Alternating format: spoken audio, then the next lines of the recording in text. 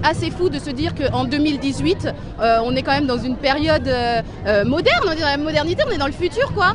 Que ce soit encore possible qu'il y ait des inégalités comme ça.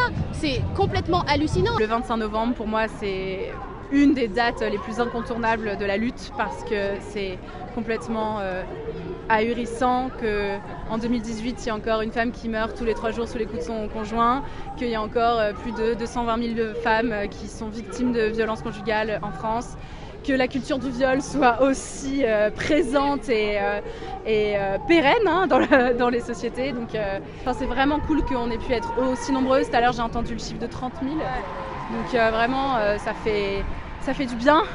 Et en même temps, la lutte continue, quoi. Voilà. Je pense que c'est important d'être dans la rue aujourd'hui parce que il n'y a que 70 millions d'euros qui sont donnés par an contre les violences faites aux femmes. Et pour le minimum du strict minimum du minimum, il en faudrait 500 millions. Et ouais, c'est ça, et par an. Et du coup, c'est à l'État de donner cet argent-là, et c'est sa responsabilité. Et souvent, je suis fatiguée de la violence faite aux femmes dans la vie, des discriminations sexistes, racistes, homophobes, transphobes, grossophobes, et toutes les autres. Et ça fait du bien de se retrouver ensemble comme aujourd'hui. Non, c'est juste important aujourd'hui de montrer de l'unité et de la sororité, quoi, aussi à l'international, on l'a vu, et parce qu'il y a trop de divisions même au sein des féministes en elles-mêmes.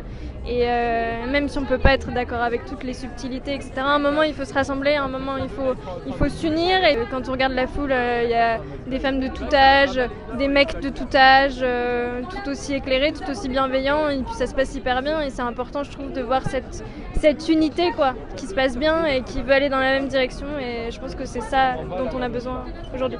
Alors nous faisons partie d'un collectif d'étudiantes à Paris 8, de femmes noires africaines, afrodescendantes. Pour nous, en tant que femmes noires, on est doublement discriminées. On est discriminées parce qu'on est victime de sexisme, mais on est aussi victime de racisme. Et ce sont 2 oppressions bien spécifiques qui touchent les femmes noires, mais aussi les femmes racisées, qu'elles soient maghrébines, qu'elles soient asiatiques, en France. Moi je viens d'Espagne, ça fait quelques mois que je suis à Paris et je pense que c'est vraiment très important qu'on y soit là parce que c'est un sujet qui nous touche énormément actuellement aux femmes du monde entier. On était avec les féministes révolutionnaires. On était devant, quoi. Pour moi, c'est une question politique, donc il fallait qu'il y ait un cortège politique. Et dans toutes les manifs, il y a un cortège très politique devant. Donc la révolution sera féministe, ne sera pas. Ouais, non, clairement, là, on voit, et c'est aussi pour ça qu'on s'est mis dans le cortège, nous aussi, et pour ça qu'on se sent proche de ces assos-là. C'est parce que c'est des assos qui revendiquent justement l'intersectionnalité des luttes. On a marché avec la tête de cortège avec nous aussi. Parce qu'on avait envie que cette manif elle soit politique et qu'elle ne demande pas seulement que les agressions sexuelles arrêtent, mais aussi plus globalement que la société change. On est 2 étudiantes de Paris-Nanterre. Et on fait partie d'un collectif féministe qui vient de se créer dans notre fac, et du coup c'est avec ce collectif qu'on est là aujourd'hui. Les violences faites aux femmes, c'est d'autant plus concerné quand on sait qu'il y en a énormément aussi au sein des facs, donc c'est pour ça que ça nous a concerné encore plus, et donc contre les violences faites aux femmes au sein des facs, et en général c'était important d'être là aujourd'hui, comme beaucoup de gens je pense, voilà. On est obligatoirement mobilisés sur d'autres questions, tout simplement parce que les étudiants sont des précaires, donc de toute façon ça nous touche. Dans les propositions qu'on a faites, justement, il y a l'idée de crèche gratuite, il y a l'idée de protection hygiénique fournie gratuitement, etc. Parce que ça touche aussi les femmes précaires. Ouais, c'est dans des moments comme ça où on a l'impression que c'est par cette porte d'entrée-là qu'on va pouvoir vraiment lutter contre des gouvernements comme ça, qui ont des politiques sexistes et racistes et ultra-libérales et capitalistes.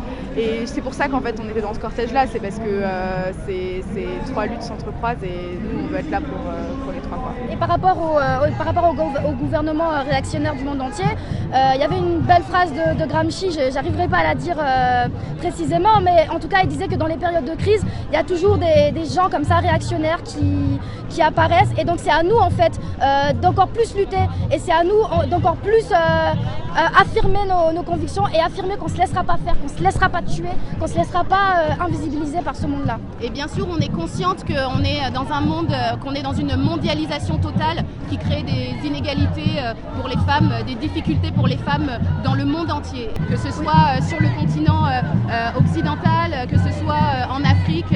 En Afrique, des femmes sont violées comme armes de guerre. Voilà, on est dans un monde comme ça. Et on est en lutte. Il faut tout dénoncer, il faut dénoncer tout ça. Anti-capitalisme!